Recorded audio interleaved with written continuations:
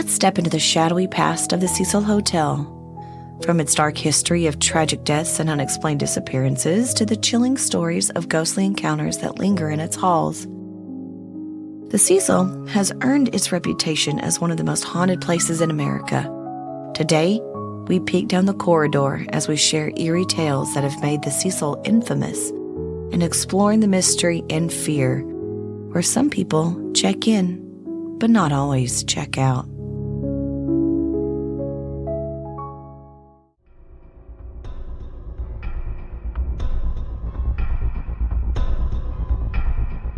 Welcome to Tales from the Graves, where shadows lurk and whispers echo. Join us as we delve into the unknown, exploring tales of mystery, horror, and the supernatural. Be prepared to journey into the darkness, where the line between reality and nightmare blurs. I'm Jen. And I'm Jess. Together, we're the Grave Sisters, and we'll be your guides as we unearth the strange and unusual. So find your flashlight, grab your shovel, and let's dig in. The following podcast is rated for mature audiences. It may contain graphic scenes of violence and explicit language that some may find disturbing. Listener discretion is advised.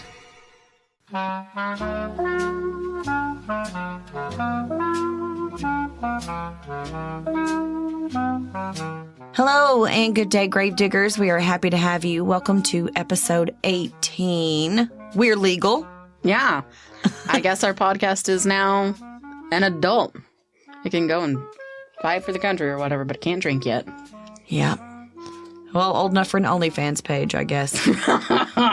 If we started an OnlyFans where it's just us, pictures of our my chickens, Jessica's actual kitty cats, like actual cats named Dot and Larry. AKA Mr. Poopy Butthole. Yeah, that one's pretty great. Would you guys subscribe to that? Probably not. No. But anyway, so like I said, we are in episode 18, and you have been along for this wild ride this whole time, and we greatly appreciate you. Speaking of wild ride, that includes travelers. And what do you stay in whenever you travel? I usually crash on my friend's couch because I don't go many places that I don't have friends. I was hoping that you would say hotel. Well, I mean, hotel, motel. Holiday Inn. Okay. Anyway, well, I asked that because today we will be discussing a very famous hotel, the Hotel Cecil in downtown Los Angeles. Oh. Yeah. Okay, now I know. Okay. And you got to know this morning to get geared up for this episode to record. I had to watch the Ghost Adventure Cecil Hotel episode. I call that the bro show. The bro show. Because how many times do they say, bro, look at my arm, bro, bro. Spoiler alert, it's a whole lot. Yeah, it's a lot. If you played a drinking game watching Ghost Adventures, you would get alcohol poisoning. Well, I'm gonna go ahead and give you just some of the history involved with the Hotel Cecil. So the Hotel Cecil is located in downtown Los Angeles. After it's often referred to simply as the Cecil. Yep. And it's one of the most infamous hotels in the United States, with a long and eerie history marked by tragedy, mystery, and intrigue. It was built in the 1920s. The hotel has become synonymous with unsettling events and has been the focus of numerous documentaries, books, and television shows. So let's go have an in-depth look at the history of the Hotel Cecil. Would the Hotel Cecil have potentially been some kind of inspiration for season 3? Oh, for American Horror Story? Yeah. Yes. Oh my God, it was? Yes. Was it season 3 or was it not? I don't think it was season 3. Was it season 5? I don't remember. I don't know. It was just called American Horror Story Hotel. With American Horror Story Hotel, it was a mix between the Cecil Hotel and the H.H. Holmes Hotel.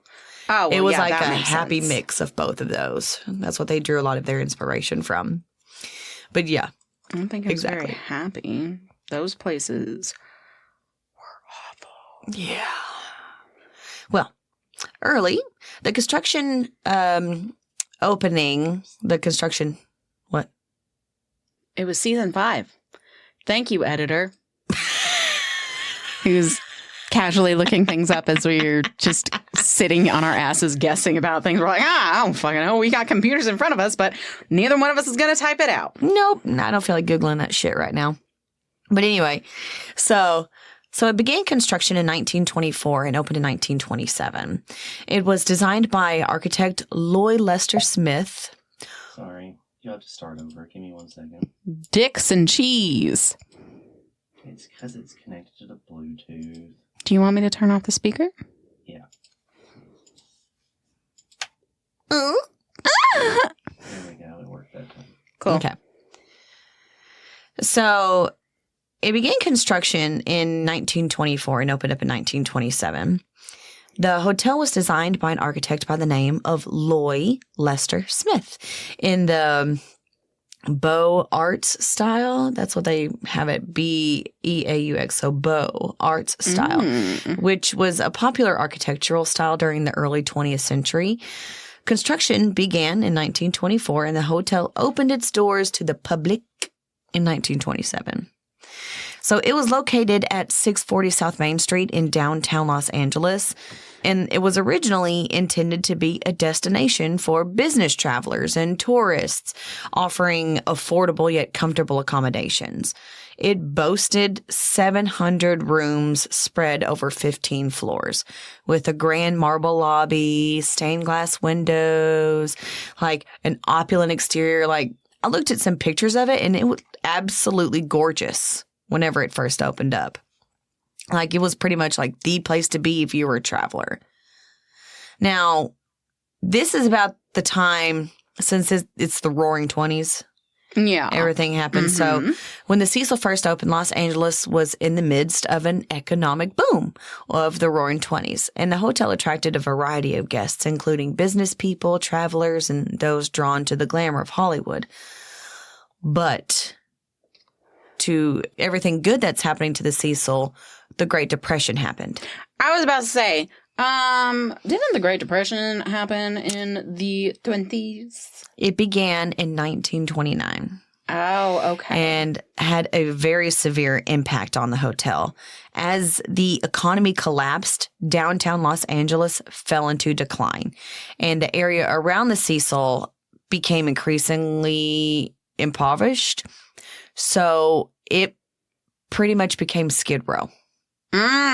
Like down that area. Because another documentary that I watched about the Cecil Hotel, there's homeless people galore. Some of the streets are just covered with tents, and it's just nasty down there in that area.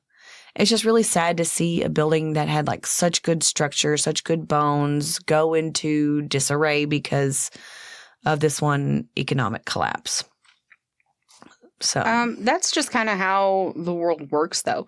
Like, you build something with the intention of it being a very popular, booming area, and then the world goes to shit, and then you're like, oh, well, we've got to try and make money somehow. I guess we're going to keep the doors open, but we're not going to attract the clientele that we desired, which in this case would be like rich people, famous people, because I looked at a couple pictures of like the Beaux art style architecture, and it's very fancy. It's very almost, it's beautiful, like castle. Think castle, very like pinky out fancy. Okay. Yeah. So with the Great Depression came a depressing time for the Cecil, basically. So, I mean, it was envisioned as a luxurious destination, but became a cheap, transient lodging for those down on their luck, including drifters, criminals, and those with mental health issues. And during this period, the Cecil began to earn a reputation as a place of misfortune and tragedy.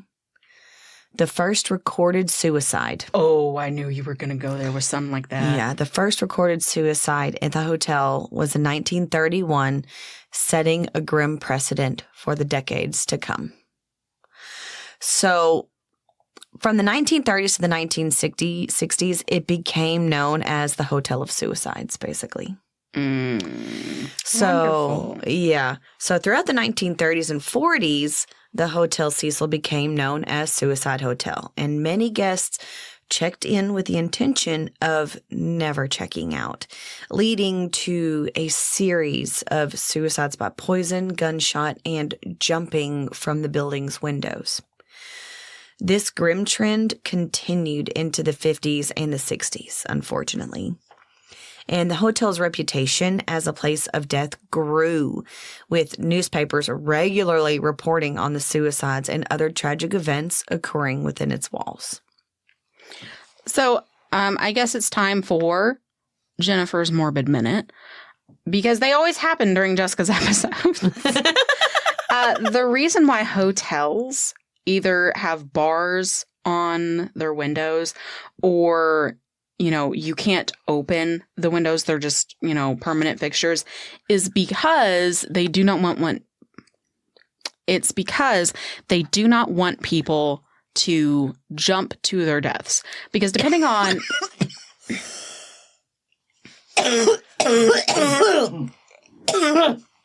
Okay, you can cut off on deaths. It's because depending on what floor you jump from, you're either guaranteed that you won't feel a thing. It's going to end as soon as you impact. Or you're going to land and break almost every bone in your body and be in excruciating pain. You're going to break your limbs. You're going to have internal bleeding, and you're just going to be suffering. Yes. So that's why hotel room windows don't open anymore. And a thing with people going to hotels and somewhere else to end their lives, a lot of it stems from they don't want to burden their family with finding their bodies. So if the Cecil was a very cheap place to rent for a night, that makes sense. Yeah, it does. Back in the 20s or 30s, it would have been like $5, which for some people, especially during the Great Depression, was almost an entire week's wage, if not month, depending on what work you did. The Great Depression was not great. It's great in the fact of just how tragic it was. And how devastating it was. Yes. It wasn't great as in being awesome. It was great as in a big freaking deal. Yep. A big thing. Yep. Absolutely. So that's Jennifer's Morbid Minute. Thank you for tuning in. Well, here's a little fun fact about it, though. In 1947, the Cecil Hotel became tangentially connected to one of the most famous Los Angeles unsolved murders, the Black Dahlia case. It was right beside it, wasn't it? Elizabeth Short, an aspiring actress who became known as the Black Dahlia, was reportedly seen at the hotel's bar shortly before her brutal murder. Oh my God, I am going to cover the shit out of that. Yeah. So, but while there's no concrete evidence linking the hotel to her death, the association added to the Cecil's growing notoriety. Oh yeah, no, I absolutely bet that. People in general, I think, are very superstitious, and it doesn't take very long for bad publicity, in a sense, to take over. So if 2 or 3 people rode a train same night or same time, different nights, they got on at the same stop, and they all disappeared, that's enough for rumors to start spreading, a legend to begin. So just the fact that she drank at the bar, or she was seen at the Cecil's bar, is enough to be like, oh my gosh, she should have never gone there. That's why she ended up dead. Oh, because you could also think that with all the notoriety and all the depressing stuff happening at the Cecil, that maybe was somebody staying at the Cecil that could have followed her and done all that stuff. You know what I'm talking about? Yeah. I mean, I know I'm going to be covering it, so let's not go too far. No, that's all I had on Elizabeth. Good, yeah, good. no. Yeah. Now, later on in the 1960s, downtown Los Angeles continued to decline. So did the Hotel Cecil. By the 1960s, the hotel had become a haven for crime, attracting drug dealers, sex workers, and other unsavory characters. The area around the hotel, known as the Skid Row, like I mentioned earlier, became infamous for its high rates of homelessness, drug use, and violent crime. During this time, the hotel housed long-term residents and transients alike, many of whom were living on the fringes of society.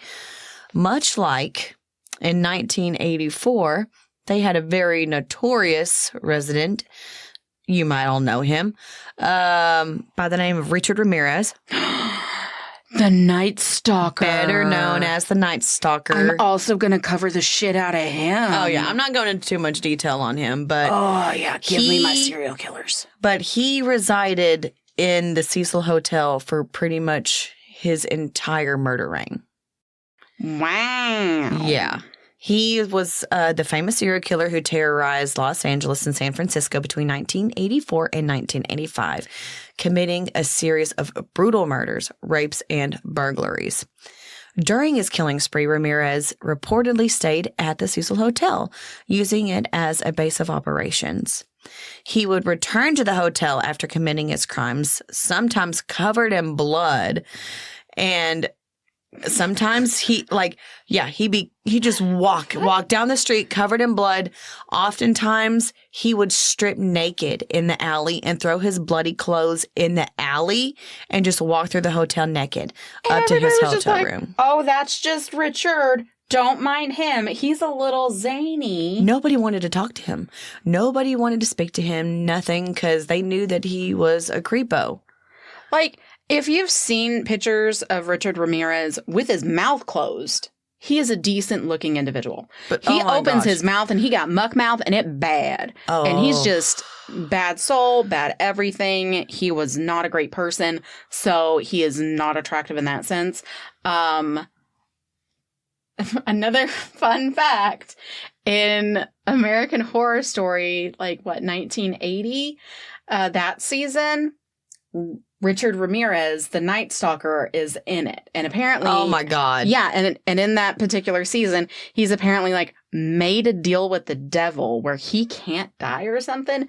And so all these ghosts that he's killed at this camp, because it's a great, throwback 80s slasher type of feel, they just kind of chill and wait for him to pop on back up, and then they just kill him again. And... It's absolutely nuts. The whole season is great, but he is a prominent figure in American Horror Story 1980. That's hilarious. Yeah. I never finished that season. But anyway. Should have, man. But anyway, he would come covered in blood, and sometimes, he would even go just unnoticed in the building if he did walk in there with his bloody clothes on. Oh my God. But the fact that such a notorious killer had stayed at the Cecil only added to the dark reputation that it held. Fast forward a couple more years, Jack Unterweger, in 1991. I never knew this guy, which is weird because, I love true crime. I love learning about murderers and stuff. But in 1991, the Cecil Hotel was again linked to a serial killer at this time, an Austrian named Jack Unterweger.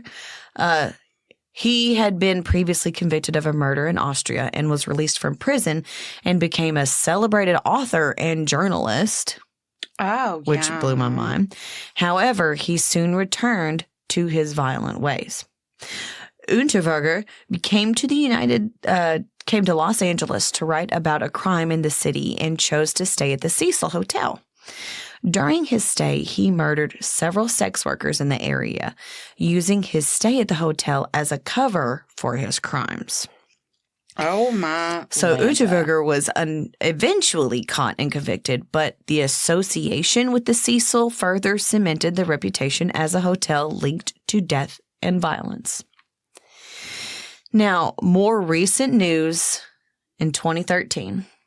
Oh, my God. Oh, wait. No, is this the... Elisa Lam. One of the most mysterious and widely publicized events in the history of the Cecil Hotel occurred in 2013 with the unfortunate death of Elisa Lam. She was a 21-year-old Canadian student, and Lam was staying at the hotel while traveling alone through California. She went missing in late January 2013, and her disappearance gained widespread attention after the LA Police Department released disturbing surveillance footage of her acting erratically in one of the hotel's elevators. Oh, yeah. So I'll post some of the video on our Instagram later while you're listening to this, and you can watch some of the CC footage. And it's just, it's nuts because she appears to be like talking to someone or something off camera, hiding in the elevator, making unusual gestures, pushing all the buttons. Looks like she's sneaking back in, hiding from something. And then she acts like she hears something, pokes her head back out. And the footage quickly went viral, fueling speculation of conspiracy theories. Oh, yeah. Oh, yeah. The video of her, like, getting in the elevator and out of the elevator and just, like, kind of freaking out. Like, you could tell that she was freaking out about something.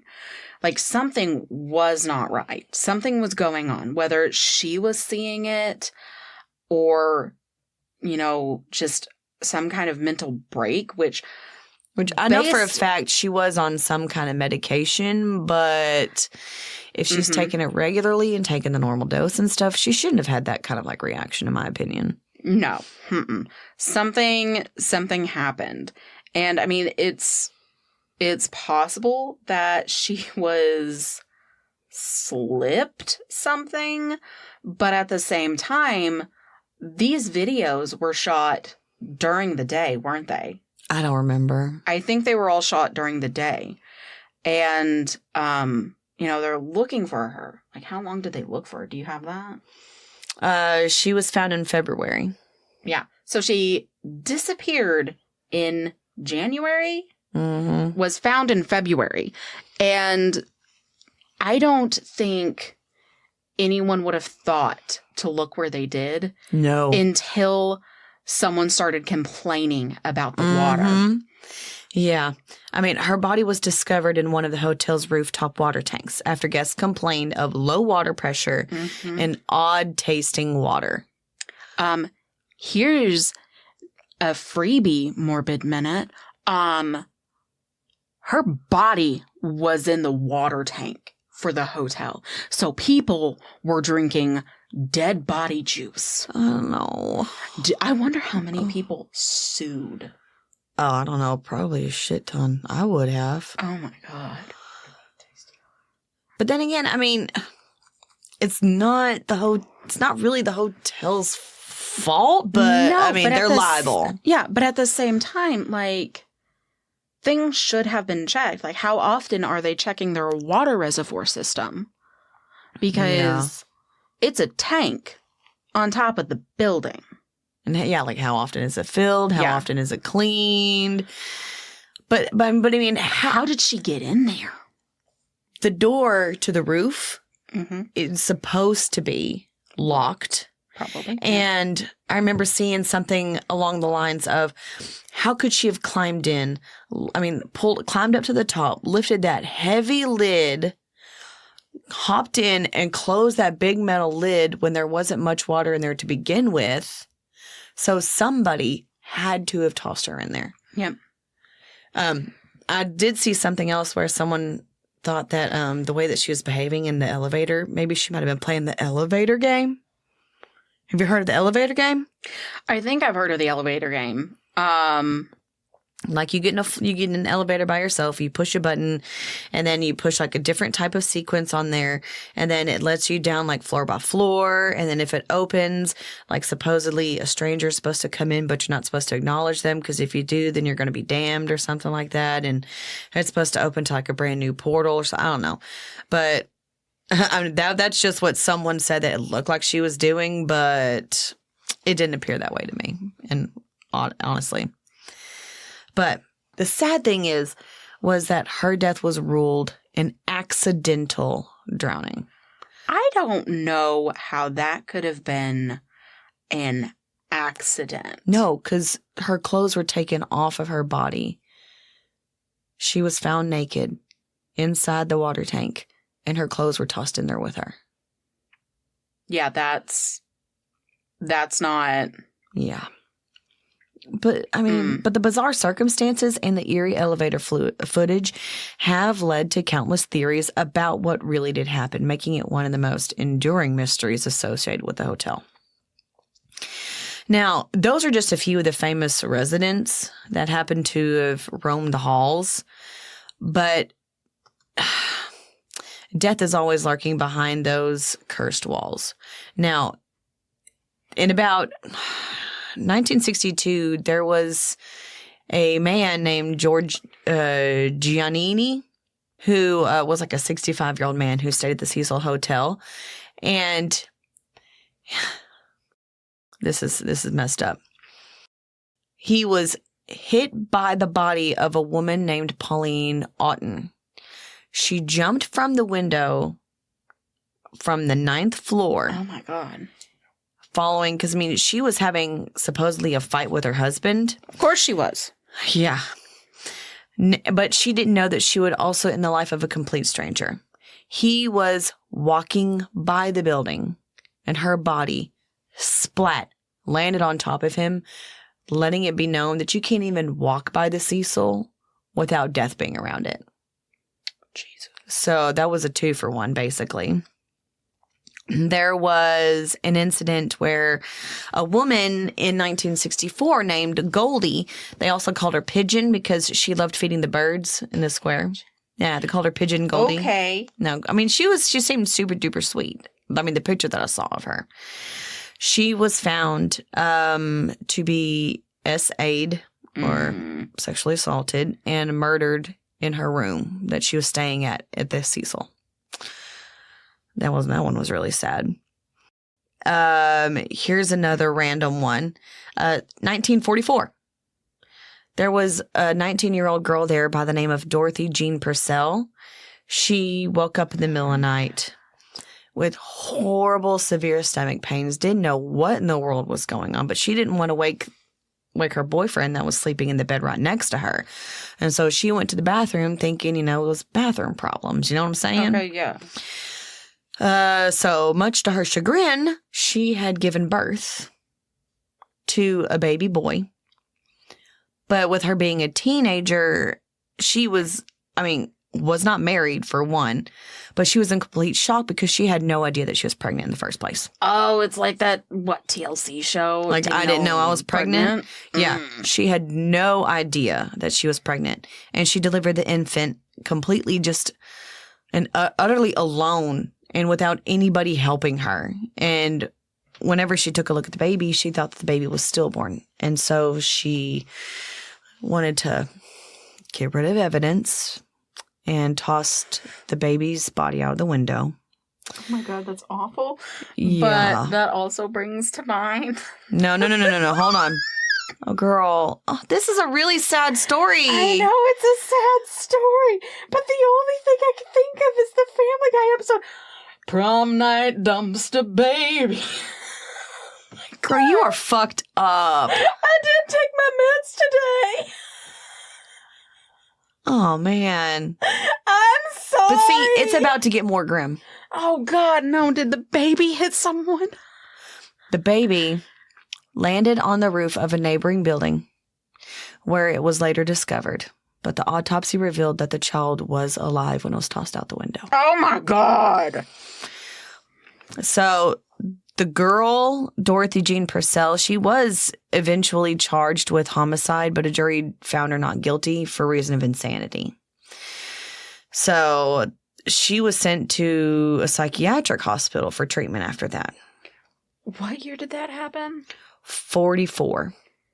Oh, yeah. No, that's definitely that time in history when women were considered crazy for literally anything and everything and were sent to asylums and sanatoriums because they were just inconvenient to have. Yeah.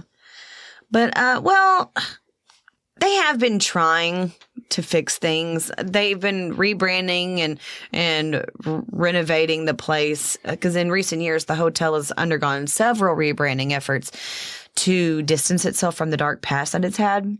And in 2007, part of the hotel was rebranded as Stay on Main. So I guess changing the name might help, but changing the name still doesn't help with all the dark thing that's happened within the walls. No, people are still going to know that building was or is the Cecil Hotel. Yeah.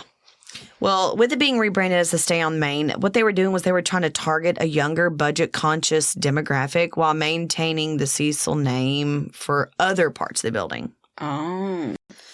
So, but despite those efforts, the hotel's reputation as a place of death and mystery has persisted, with many of the visitors drawn to its haunted history. Honestly, I think that they should just market it to weird, creepy people like us who are like, I want to stay in a haunted hotel. I do want to stay in a haunted hotel. Yeah. We have plans to go stay in the Crescent Hotel in Arkansas, maybe later sometime this fall, if possible, and maybe do an episode or do like our own little paranormal investigating in there because I think that'd be really flipping cool. It would be. Well, the thing with the Cecil Hotel is it has left its mark on pop culture and media as well. So the Cecil's dark history has inspired numerous works of fiction and nonfiction. It's been the subject of documentaries, books, and television shows, including the popular Netflix document series, which I watched. The Crime Scene, The Vanishing at the Cecil Hotel. It was a 2021 documentary. I watched it, all of it, in one sitting. It explored in detail the Elisa Lam case. It's very good. I highly recommend it. And yep, here it is. It definitely inspired the 5th season of the anthology TV series American Horror Story Hotel, which drew heavily on the real life stories and the legends that did surround the Cecil Hotel. But with all of that death and darkness that surrounds the hotel, there are bound to be some spirits that could be trapped within those cursed walls. So here's some story. Here I have 2 stories for you from people that have encountered the ghosts of the Cecil. Okay, you ready? Sure. All right. It was late October and I was traveling alone in Los Angeles, looking for an affordable place to stay. I had heard whispers about the Cecil Hotel's dark history, but I dismissed them as just stories, urban legends meant to scare tourists. I booked a room for 2 nights, intrigued by the building's vintage charm and the affordable rate. From the moment I stepped into the lobby, I could feel the weight of the place. The grand, old architecture was beautiful, but the air felt heavy, as the walls themselves were holding on to secrets. The front desk clerk handed me a key with a forced smile and made my way to my room on the 8th floor. The hallways were eerily quiet, with only a faint hum of old elevator breaking in silence. When I reached my room, I was met with a strange sense of déjà vu. The room was small and unremarkable. Faded wallpaper, a worn-out bedspread, and a small window overlooking the city. But there was something off, something I couldn't quite put my finger on. The first night, I tried to sleep, but I kept waking up to the sound of faint whispers. At first, I thought they were coming from the hallway, maybe late-night guests passing by, but I opened the door and the hallway was empty. The whispers continued just beyond my hearing, like a distant conversation that I couldn't quite make out. I told myself it was nothing, just the old building creaking, maybe the pipes. But as the night wore on, the sound grew louder. I could hear the distant voices of a man and a woman murmuring in hushed tones, almost as if they were arguing. The more I listened, the more the voices seemed to come from inside the room. I turned on the lights, trying to shake off the unsettling feeling. I even checked the closet and under the bed, half laughing at myself for being so paranoid. But I laid back down. I noticed something that made my blood run cold. A faint outline, almost like a shadow, was hovering near the foot of my bed. It wasn't quite human, more like a misty figure that seemed to shift and change shape as I stared at it. I tried to move, but I was frozen in place, unable to tear my eyes away from the figure. It was as if a heavy weight was pressing down on my chest, making it hard to breathe.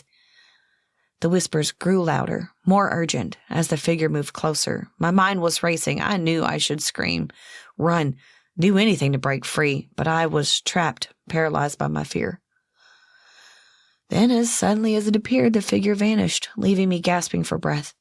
The whisper stopped, replaced by an oppressive silence that felt even more suffocating. I spent the rest of the night sitting upright in bed, the lights on, too terrified to close my eyes. The next morning, I checked out of the hotel as quickly as I could. I couldn't tell anyone what happened. I wasn't even sure if I believed it myself, but I walked out of the Cecil Hotel, and I couldn't shake the feeling that I had come dangerously close to something I couldn't explain. Something that still lingered in those shadowed hallways, waiting for the next unsuspecting guest. I've never returned to the Cecil, and I never will. Some places are better left in the past, their secrets buried with the ghosts that still roam their halls. Interesting. So, I mean, that dark figure that was at the end of their bed could have just been somebody that stayed in that room and could have taken their life, or a victim that might have followed one of the serial killers home. You know what I'm saying? Yeah. Now I've got just one more to tickle your fancy. It was late one evening when I checked into the Cecil Hotel, weary from a long day of travel. The lobby was nearly deserted, save for the night clerk who handed me a key with a tired nod. I was staying on the 10th floor, and after riding that creaky elevator up, I stepped into a dimly lit hallway that seemed to stretch on endlessly. As I approached my room, I noticed an old-fashioned bellhop standing near a door further down the hall. He was dressed in crisp vintage uniform, complete with a small cap perched neatly on his head. His appearance seemed out of place, like something from a bygone era, but I shrugged it off, assuming the hotel was playing up the history for its guests. The bellhop turned and smiled at me, his expression polite, yet distant. "Good evening," he said in a low, pleasant voice. "Can I help you with your bags?" I only had a small suitcase, so I politely declined. He nodded and continued down the hallway, disappearing around the corner as I entered my room. Later that night, after settling in, I couldn't shake the strange feeling that something was off about the hotel. The room was uncomfortably quiet, and kind of silence that presses in on you, making even the smallest sound seem amplified. The clock ticked loudly, and every creak on the floorboards made me jump. Just as I was beginning to drift off to sleep, there was a soft knock at the door. Groggy and confused, I glanced at the clock. It was well past midnight. I got up and opened the door, expecting to see a hotel employee, but the hallway was empty. Perplexed, I was about to close the door when I heard a faint voice from behind me. "Is everything to your liking, sir?" I turned to see the bellhop from earlier standing just inside the room. I hadn't heard him enter, and the sight of him made my heart skip a beat. There was something different about him now. His polite demeanor was gone, replaced by an unsettling stillness. His eyes were fixed on me, unblinking as if he were studying me. Did you need something?" I stammered, unsure of what to do. He didn't answer. Instead, he slowly walked past me, heading towards the window. I watched in stunned silence as he reached out, placing his hand on the glass. For a moment, it looked as though he was trying to open the window, but then he simply turned back to me, his face expressionless. "Good night, sir," he said, his voice now cold and distant. Before I could respond, he walked out of the room and down the hall, his footsteps echoing in the stillness. I rushed to the door, peering out into the hallway, but once again it was empty. I felt a chill run down my spine as I closed the door and locked it tightly. Sleep was out of the question. After that, I spent the rest of my night sitting up, and every creak and every whisper in the room sending a jolt of fear through me. The next morning, I mentioned the strange encounter to the clerk as I checked out. He gave me a puzzled look. "We don't have any bellhops working here," he said slowly, "and we certainly don't dress our staff in old uniforms." I felt a wave of unease wash over me as he spoke. "But I saw him," I insisted. "He was right outside my room and even came inside at one point." The clerk's expression softened, and he nodded as if he had heard this before. "You're not the first one to see him," he said quietly.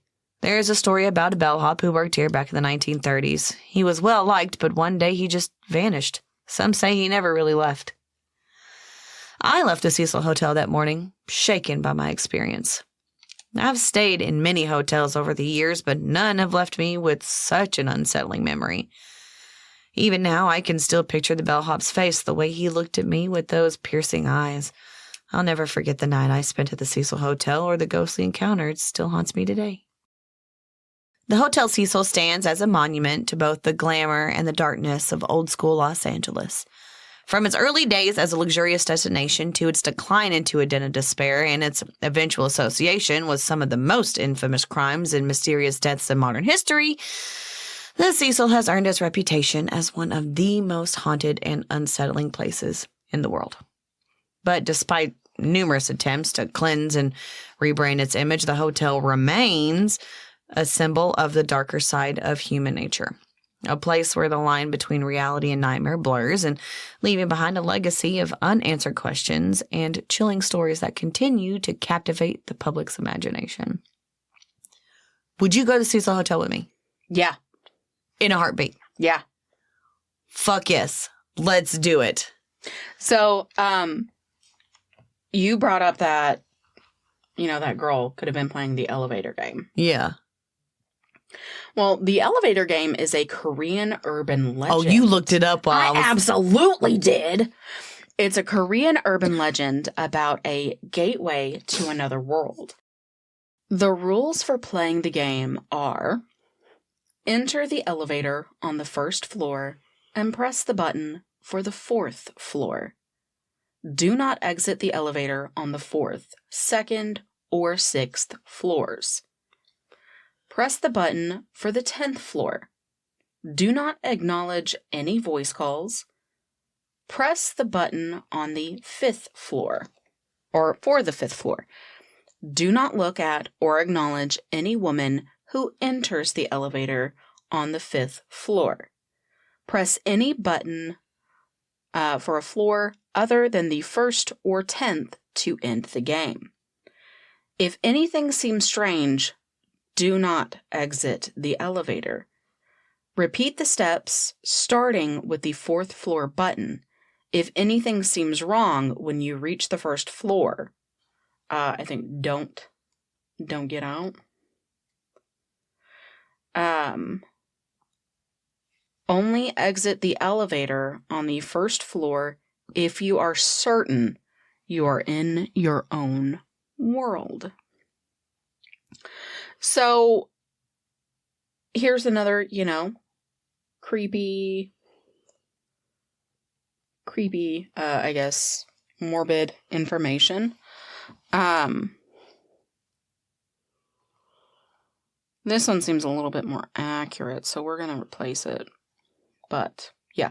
So, the elevator game is a South Korean urban legend. Over in South Korea, China, and Japan, it's very common to do a courage test where the upperclassmen kind of force the underclassmen to do things that are like really spooky, scary.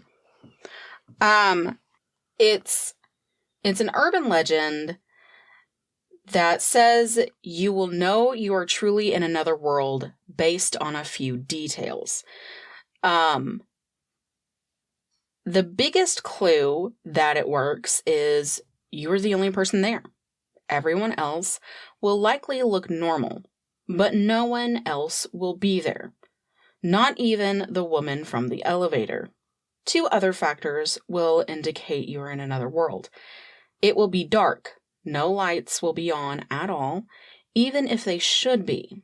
There will be nothing more than a faint red glow. 2, you will see a red cross glowing in the distance when you look out the windows. You will see nothing else but the cross out there. So that's how you know you're in another world, apparently. Well, how in the hell do you get back? So there's some more stuff about, like, if you brought your phone, and I'd assume you would, it may or may not work. Some tellings of the legend say that all electronic devices won't work at the other world. I guess they don't have cell service there. So if you try to take photos, video, or make a call, it won't work. Others will say that they do work. If so, you may go ahead and try and take some photos of your surroundings. Besides the darkness and lack of other humans, other strange things may happen. Time may move at an unusual pace in this world. You may also become disoriented. It's very important to not forget which elevator you took. So if you're at, like, the floor, it's got a couple different elevators on it, like the one on the ship, make sure you get in the same elevator. The only way back to your own world is to return to the same elevator that brought you there. Some tales of this legend indicate that you may find it difficult to get back to the elevator. You may experience a sense of disorientation where the hallway seems to extend. Oh, okay. Mm-hmm. This could make it seem like the elevator is getting further away instead of closer. Keep trying. Don't give up. You can't stay here. How to return home from the elevator game. After spending a bit of time exploring the other world, if you dared, you will need to return home. You need to get back to the real world. 1. If you have not exited the elevator, you can simply begin the following steps to return home from step 3. 2. If you did leave the elevator, make your way back carefully. Be sure to get on the right one. No one really knows what may happen if you change to a different elevator. But you probably won't get home. 3. Once you're in the right elevator, press the button to go down to the 4th floor. 4. From here, you will retrace the same steps you took to visit the alternate world. 5. Press the button for the 2nd floor, then the 6th, and then the 2nd again, then the 10th, then the 5th, and then, finally, the 1st floor. More than likely, the elevator will begin to rise instead of descending. Cancel this immediately by pressing any other floor besides the 1st or 10th. Do this before it rises past the 9th floor. 7. Now, you should be going down to the 1st floor. Take precautions before leaving the elevator. 8. Upon arriving on the 1st floor, you may be tense and have the urge to race out of the building. Resist this urge. Before you get off, observe the area outside the elevator. Make sure that everything seems normal. If anything seems even the slightest bit strange, do not get off the elevator. You may not be where you think you are. 10. Repeat the previous steps again by pressing the button for the 4th floor and continuing from there. 11. Continue to repeat this cycle again and again, as often as you must if things appear to be wrong when you arrive at the 1st floor. 12. Only exit the elevator on the 1st floor if you are absolutely positive that things look right. Be sure you are actually in your own world. Because if you exit on the 1st floor and you're not home, well, you're out of luck. You'll probably never return home again. Oh, I would so fuck that up. Oh, absolutely. This seems very, very convoluted. Jesus. Absolutely convoluted. Because, like, for starters, you got to make sure that the building has at least 10 fucking floors. But it can certainly be higher. So, like, yeah, it can be 15, 20, or 30 floors. But you can't do the game unless you have 10 floors. So, like, at the hospital, there's not 10 floors. So you won't be able to play it there. Nope. This, I guess that makes sense, though, because a lot of buildings in South Korea are really tall in the cities. Okay, well, that was a nice little adventure. Yeah. Like, South Korea, China, and Japan, they all have similar type games like this for courage tests. I mean, her parents did immigrate to Canada from Hong Kong, and she was the first generation. Oh, see, yeah, that kind of checks out. If there's one where it's the same type of game, except with stairs, like steps, like some kind of walkway, and you count the steps as you go up. But it has to be like an even number of steps, I think. Mm-hmm. And if you count an odd number of steps, like there's an additional one, then you know you've entered another world. And to get back to your world, you have to, like, go, like, I think walk backwards down the fucking stairs and then count again until you finally get the right number of stairs. And that's when you know you've reached home. But they got a lot of shit like that, man. That's fucked up. Yeah. Maybe we should do an episode on, like, urban legends of Asia. Just because I'm sure Thailand's got a bunch. I'm sure that's Vietnam. Your bag. You're all about the Eastern culture. I know. I really enjoy it. Yeah. But anyway, back to Cecil Hotel, back to Western culture. Yeah, sorry, my bad. So I would definitely stay there. Heck yeah!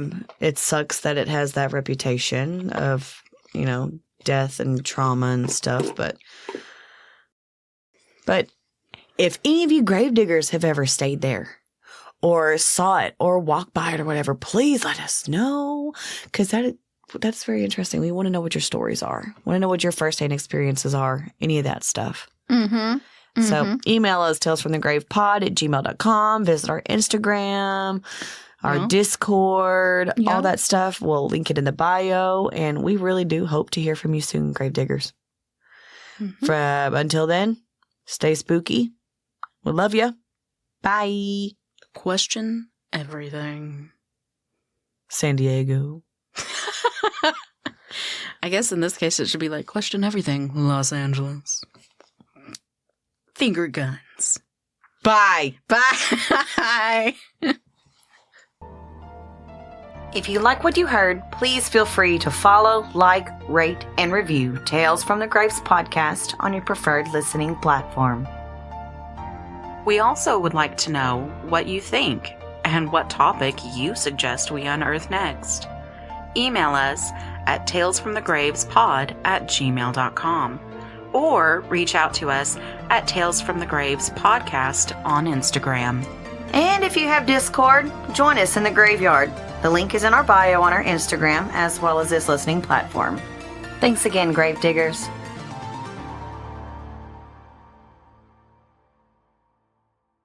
It began construction and opened in 1924. Sorry, did you have a stroke? Yes.